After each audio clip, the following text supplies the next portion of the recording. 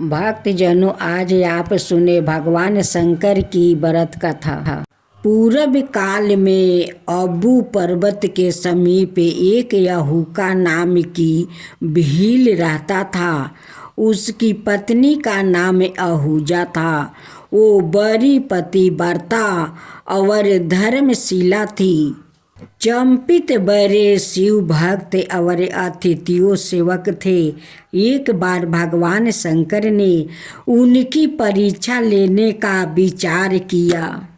एक यति का रूप धारण करके संध्या समय आहूका के दरवाजे पर जाकर कहने लगे, भील, तुम्हारा कल्याण हो। मैं आज रात भर यही रहना चाहता हूँ। तुम दया करके एक रात मुझे रहने के लिए स्थान दे दो। इस पर भील ने कहा, स्वामिन, मेरे पास स्थान बहुत थोड़ा है, उसमें आप कैसे रह सकते हैं। यह सुनकर यति चलने को ही थे कि पत्नी ने पति से कहा, स्वामिन, अतिथि को लौटाइए नहीं, गृहस्थ धर्म का विचार कीजिए। इसलिए आप दोनों तो घर के भीतर रहे।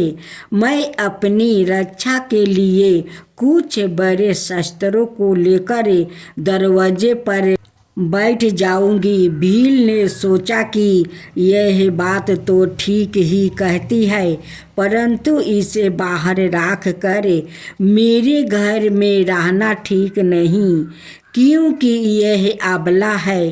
अतः उसने यति और अपनी पत्नी को घर के भीतर रखा और सवाए शस्त्र धारण कर बाहर बैठा है। रात बीतने पर हिंसाए पशुओं ने उस पर आक्रमण कर दिया तो उसे मार डाला। परात होने पर जब अतिथि और उसकी पत्नी बाहर आए तो उसे मारा हुआ देखकर यति बहुत दुखी हुई। पर भीलनी ने कहा, महाराज, इसमें शोक और चिंता की क्या बात है। ऐसी मृत्यु तो बड़े भाग से ही प्राप्ति होती है। अब मैं भी इनके साथ सती हो जाऊंगी, इसमें तो हम दोनों का ही परम कल्याण हो गया।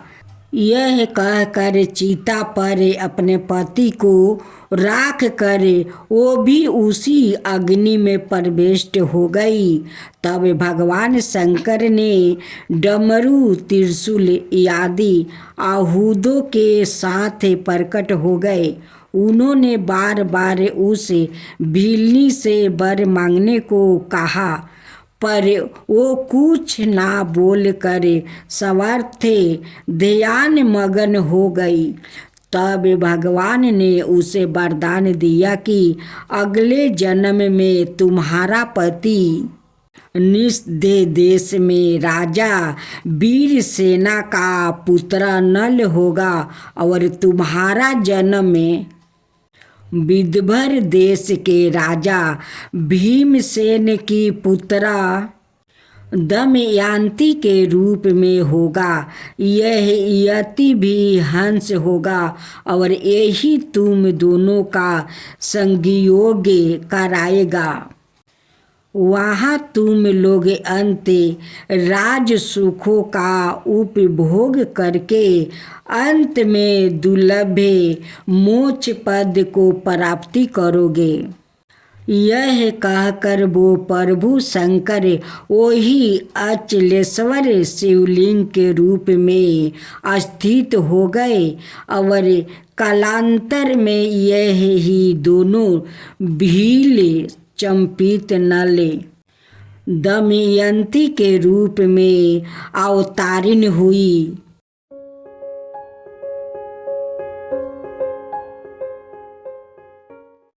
भक्तजनों, आज आप सुने सोमवार का दिन भोलेनाथ जी की व्रत कथा। किसी नगर में एक धनी व्यापारी रहता था। दूर दूर तक उसका व्यापार फैला हुआ था। नगर के सभी लोग उसे व्यापारी का सम्मान करते थे। इतना सब कुछ संपन्न होने के बाद भी वो व्यापारी बहुत दुखी था, क्योंकि उसका कोई पुत्र नहीं था, जिस कारण अपने मृत्यु के पश्चात व्यापारी के उत्तराधिकारी की चिंता उसे हमेशा सताती रहती थी। पुत्र प्राप्ति की इच्छा से व्यापारी प्रत्येक सोमवार का भगवान शिव की व्रत पूजा किया करता था और शाम के समय शिव मंदिर में जाकर शिव जी के सामने घी का दीप जलाया करता था। उसकी भक्ति देखकर माँ पार्वती प्रसन्न हो गई और भगवान शिव से उसे व्यापारी की मनोकामना पूर्ण करने का निवेदन किया। भगवान शिव बोले, इस संसार में सबको उसके कर्मों के अनुसार फल की प्राप्ति होती है। जो प्राणी जैसा कर्म करते हैं उन्हें वैसे ही फल प्राप्ति होता है। शिव जी द्वारा समझाने के बावजूद माँ पार्वती नहीं मानी और उस व्यापारी की मनोकामना पूर्ति हेतु वो शिव जी से बार बार अनुरोध करती रही। अंत माता के आग्रह को देखकर भगवान भोलेनाथ को उसे व्यापारी की पुत्र प्राप्ति का वरदान देना पड़ा। वरदान देने के पश्चात भोलेनाथ माँ पार्वती से बोले, आपके आग्रह पर मैंने पुत्र प्राप्ति का वरदान दे तो दिया, परंतु इसका यह पुत्र 16 बरस तक अधिक समय तक जीवित नहीं रहेगा। उसी रात भगवान शिव उस व्यापारी के सपने में आए और उसे पुत्र प्राप्ति का वरदान दिया और उसे पुत्र के 16 बरस तक जीवित रहने की भी बात बताई। भगवान के वरदान से व्यापारी को खुशी तो हुई, लेकिन पुत्र की अल्पायु की चिंता ने उसे खुशी को नष्ट कर दिया। व्यापारी पहले की तरह सोमवार के दिन भगवान शिव का विधिवत व्रत करता रहा। कुछ महीनों के बाद उसके घर एक अति सुंदर बालक ने जन्म लिया और घर में खुशियाँ ही खुशियाँ भर गई। बहुत धूमधाम से पुत्र जन्म का उत्सव मनाया गया, परंतु व्यापारी को पुत्र जन्म की अधिक खुशी नहीं हुई, क्योंकि उसे पुत्र की अल्पायु के रहस्य का पता था। जब पुत्र 12 बरस का हुआ तो व्यापारी ने उसे उसके मामा के साथ पढ़ने के लिए वाराणसी भेज दिया। लड़का अपने मामा के साथ शिक्षा प्राप्ति हेतु चल दिया। रास्ते में जहाँ भी मामा भाग्य विश्राम हेतु रोकते वो ही जग करते और ब्राह्मणों को भोजन कराते। लंबी यात्रा के बाद मामा भाजे एक नगर में पहुँचे। उस नगर के राजा की कन्या का विवाह था, जिस कारण पूरे नगर को सजाया गया था। निश्चित समय पर बारात आ गई, लेकिन वर का पिता अपने बेटे के एक आंख से काने होने के कारण बहुत चिंतित था। उसे भय था कि इस बात का पता चलने पर कहीं राजा विवाह से इनकार ना कर दे। इससे उसकी बदनामी भी होगी। जब वर के पिता ने व्यापारी के पुत्र को देखा तो उसके दिमाग में एक विचार आया। उसने सोचा क्यों ना इस लड़के को दूल्हा बनाकर राजकुमारी से विवाह करवा दूं। विवाह के बाद इसको धन देकर विदा कर दूंगा और राजकुमारी को अपने नगर ले जाऊंगा। वर के पिता ने लड़के के मामा से इस संबंध में बात की। मामा ने धन मिलने के लालच में वर के पिता की बात स्वीकार कर लिया। लड़के को दूल्हा का सेहरा पहनाकर राजकुमारी से विवाह करवा दिया गया। राजा ने बहुत सारा धन देकर राजकुमारी को विदा किया। शादी के बाद लड़का जब राजकुमारी से साथ लौट रहा था तो वो सच नहीं छिपा सका और उस राजकुमारी के ओढ़नी पर लिख दिया, राजकुमारी तुम्हारा विवाह मेरे साथ हुआ था। मैं तो वाराणसी पढ़ने के लिए जा रहा था और अब तुम्हें जिस लड़का का पत्नी बनने जा रही हो वो कान्हा है। जब राजकुमारी ने अपनी ओढ़नी पर लिखा हुआ पढ़ा तो उसने काने लड़के के साथ जाने से इनकार कर दिया। राजा को जब यह सब बातें पता लगी तो उसने राजकुमारी को महल में ही रख लिया। उधर लड़का अपने मामा के साथ वाराणसी में पहुंच गया और गुरुकुल में पढ़ना शुरू कर दिया। जब उसकी आयु 16 बरस की हुई तो उसने यज्ञ किया। यज्ञ के समाप्ति पर ब्राह्मणों को भोजन करवाया और खूब अन्न वस्तु दान किया। रात को वो अपने शयन कक्ष में सो गया। शिव के वरदान के अनुसार शयन अवस्था में ही उसके प्राण निकल गया। सूर्य उदय पर मामा मृत्यु के बहाजे को देखकर रोने पीटने लगा। आस पास के लोग भी एकत्र होकर दुख प्रकट करने लगा। लड़के के मामा के रोने विलाप करने के सवर समीप से गुजरते हुए भगवान शिव और माता पार्वती जी ने भी सुने। माता पार्वती ने भगवान से कहा, प्राणनाथ, मुझे इसके रोने के सवर सहन नहीं हो रहा है। आप इस व्याकुल के कष्ट को अवश्य दूर करिए। भगवान शिव ने माता पार्वती के साथ अदृश्य रूप में समीप जाकर देखा तो भोलेनाथ माता पार्वती से बोले, यह तो उसी व्यापारी का पुत्र है जिसे मैंने 16 बरस की आयु का वरदान दिया था। इसकी आयु पूरी हो गई है। माता पार्वती ने फिर भगवान शिव से निवेदन करे उस बालक को जीवन देने का आग्रह किया। माता पार्वती के आग्रह पर भगवान शिव ने उस लड़के के जीवन देने का आग्रह किया। माता पार्वती के आग्रह पर भगवान शिव ने उस लड़के को जीवित होने का वरदान दिया और कुछ ही पल में वो जीवित होकर उठ कर बैठ गया। शिक्षा समाप्ति करके लड़का मामा के साथ अपने नगर की ओर चल दिया। दोनों चलते हुए उसी नगर में पहुँचे जहाँ उसका विवाह हुआ था। उस नगर में भी यज्ञ का आयोजन किया।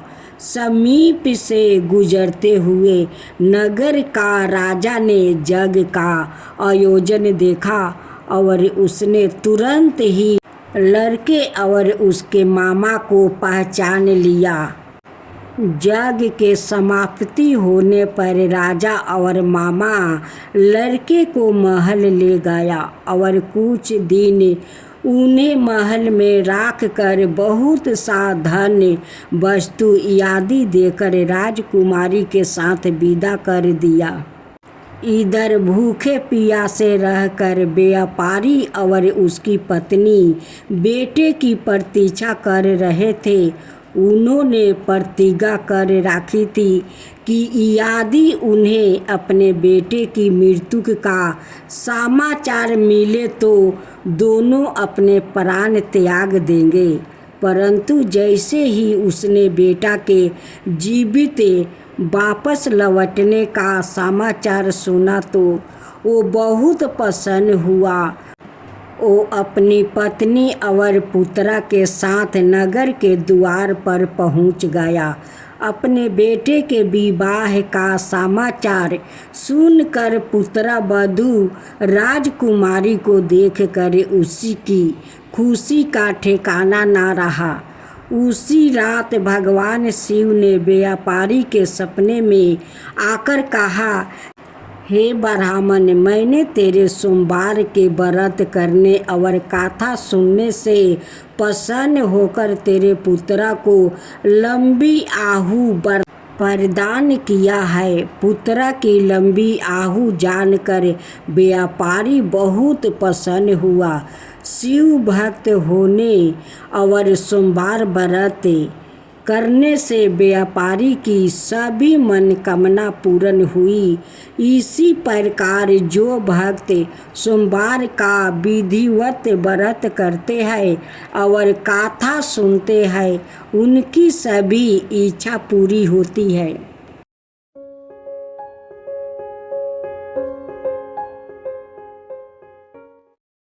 भक्तजनों, आज आप सुने भोलेनाथ की व्रत कथा।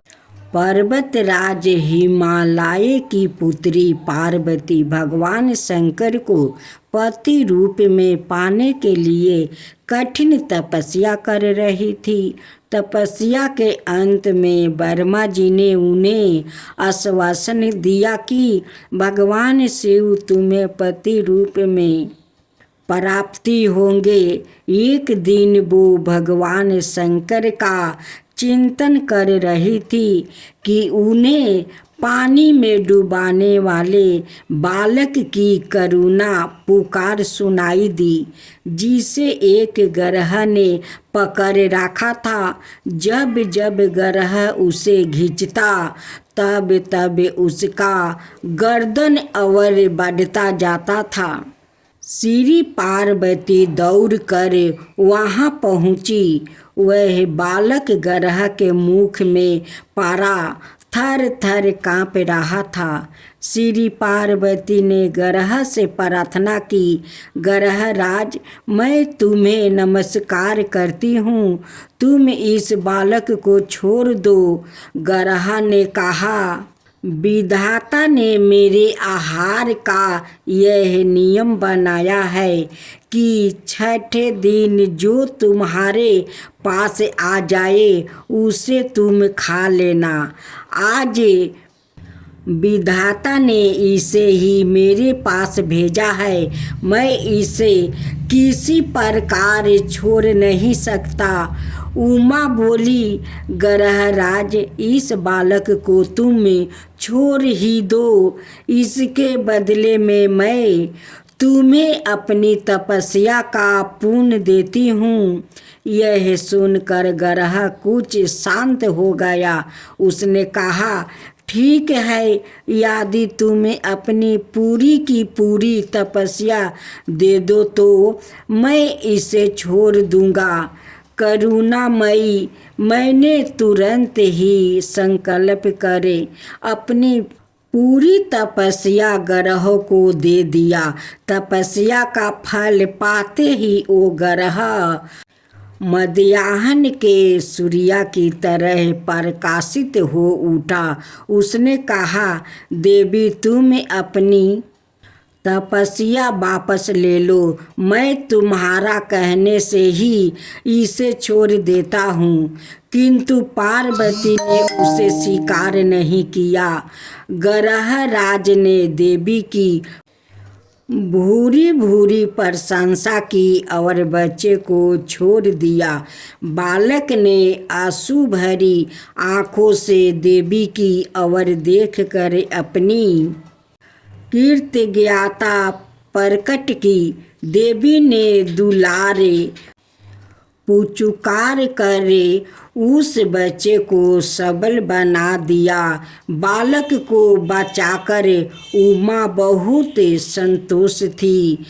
आश्रम में आकर वो पूर्ण तपस्या का उपक्रम करने लगी।